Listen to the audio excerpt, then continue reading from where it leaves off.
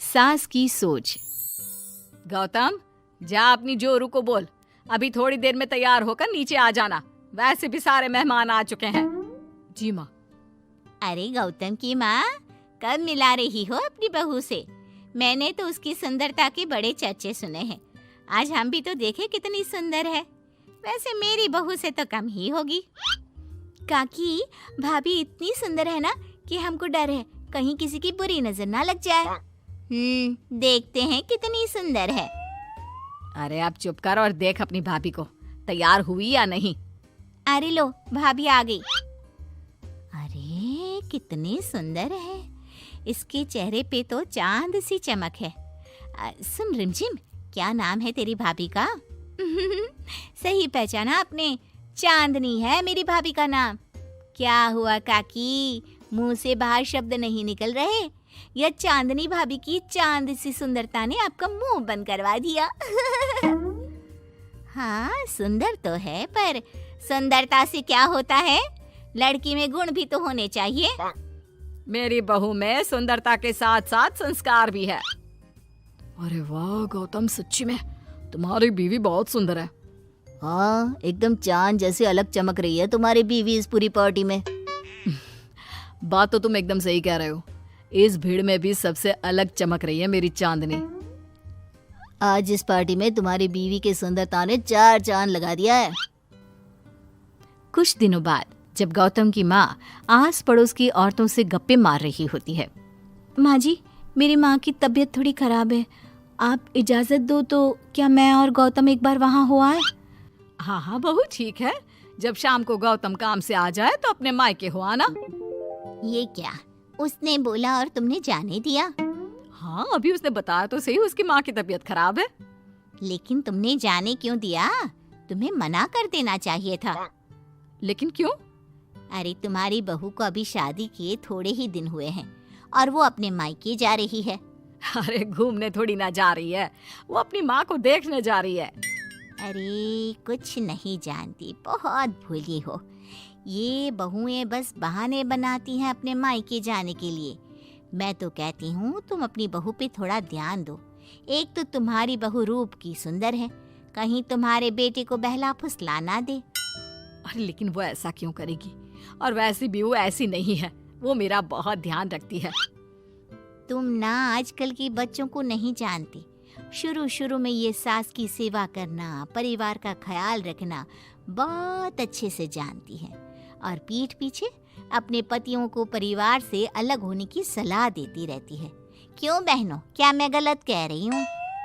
हाँ, वैसे बात तो सही है आपकी। और पता है, मेरी बहन के बेटे की शादी को अभी 1 महीना भी नहीं हुआ और उसका बेटा अपनी बीवी की हर बात मानता है। और तो और अपनी बीवी के लिए अपनी माँ से लड़ता भी है। पूरा का पूरा अपनी जोरू का गुलाम बन गया है। तुम्हारी बहू वैसे भी इतनी सुंदर है, ऊपर से पढ़ी लिखी भी है। और आजकल की पढ़ी लिखी लड़कियां अपने पति को चिकनी चुपड़ी बातों में फंसाकर अपना काम निकलवाना जानती है। हाँ। अरे हाँ, पर मेरी बहू चांदनी समझदार है। हाँ, यही तो बात है। तुम किसी के चेहरे पे देखकर उसके दिमाग में क्या चल रहा है वो थोड़ी ना बता सकती हो। और हाँ, अपनी बहू के चांद से सुंदर चेहरे को देखकर धोखा मत खा जाना।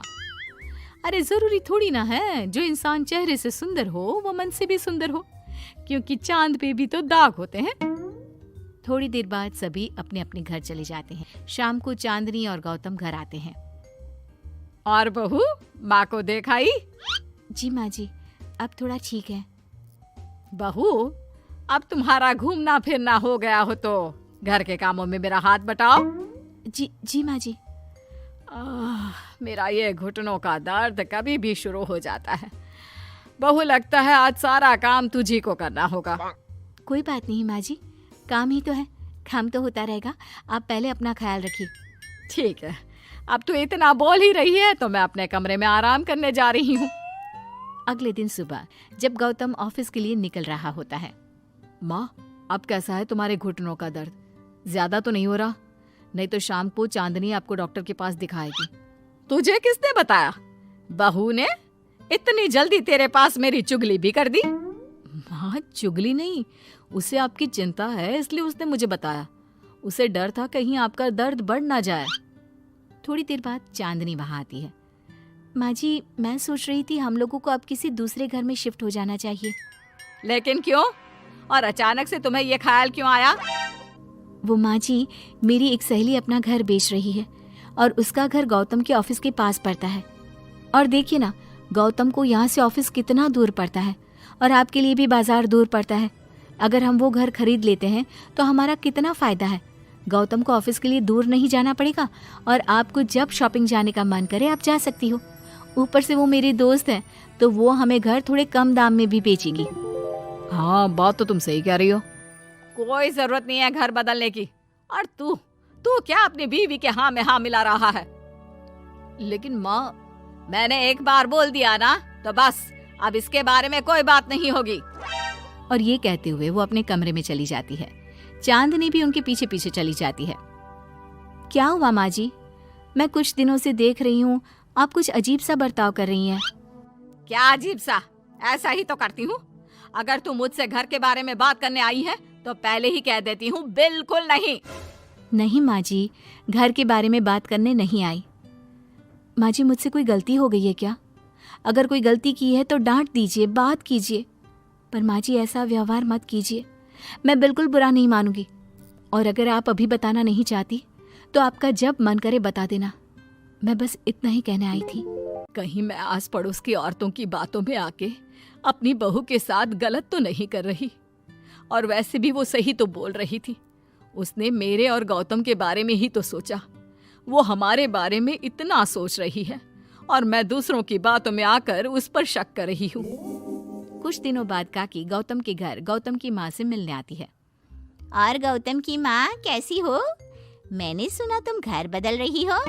हाँ, वो वहाँ से गौतम का ऑफिस पास पड़ता है ना, वहाँ की तरफ ज्यादा सुविधाएं भी है। लेकिन इतनी जल्दी तुमने घर कैसे ढूंढा? किसने बताया? मुझे भी बताओ, मुझे भी अपना घर बदलना था। ये चांदनी का आइडिया था, उसी ने घर ढूंढा।